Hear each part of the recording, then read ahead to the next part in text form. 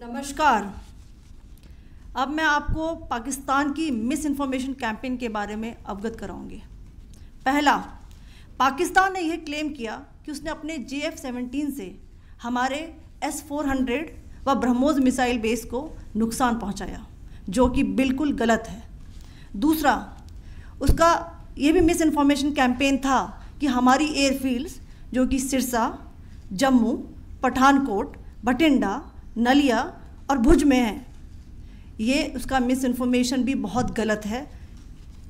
तीसरा, पाकिस्तान के miss information campaign के मुताबिक हमारे एम्यूनिशन डम्प्स जो चंडीगढ़ और बियास में है उसका डैमेज हुआ, यह भी बिल्कुल गलत है।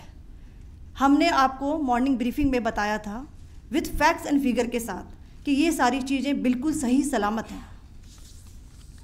अब मैं आपको बताना चाहती हूँ कि पाकिस्तान के एक प्रेस कॉन्फ्रेंस में ये बात की गई थी कि उनके सीनियर मिलिट्री ऑफिसर्स जो कि पूरी तरह से ये भ्रामक हैं और तथ्यों से दूर हैं कि पाकिस्तान की ओर से ये झूठा आरोप भी लगाया जा रहा है कि भारतीय सेना ने मस्जिदों को नुकसान पहुंचाया।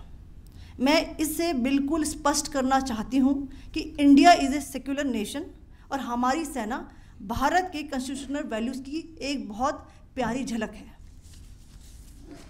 इंडियन आर्म्ड फोर्सेस ने पाकिस्तान को बहुत भारी नुकसान पहुंचाया, उनके मिलिट्री इंफ्रास्ट्रक्चर्स को, चाहे वो लैंड एसेट्स हों या फिर उनके एयर एसेट्स।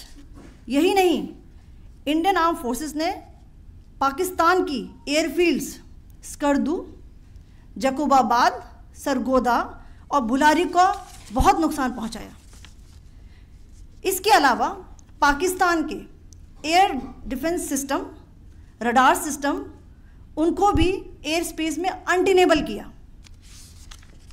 यह भी बताना चाहती हूँ कि लाइन ऑफ कंट्रोल के पास पाकिस्तान के command and control logistic installations और उनके मिलिट्री इंफ्रास्ट्रक्चर्स, मिलिट्री पर्सनल्स का इतना भारी नुकसान हुआ कि पाकिस्तान की ऑफेंसिव व डिफेंसिव कैपेबिलिटी को नष्ट कर दिया गया।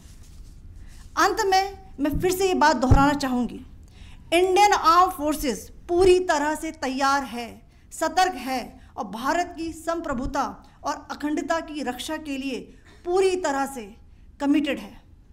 धन्यवाद। जय हिंद।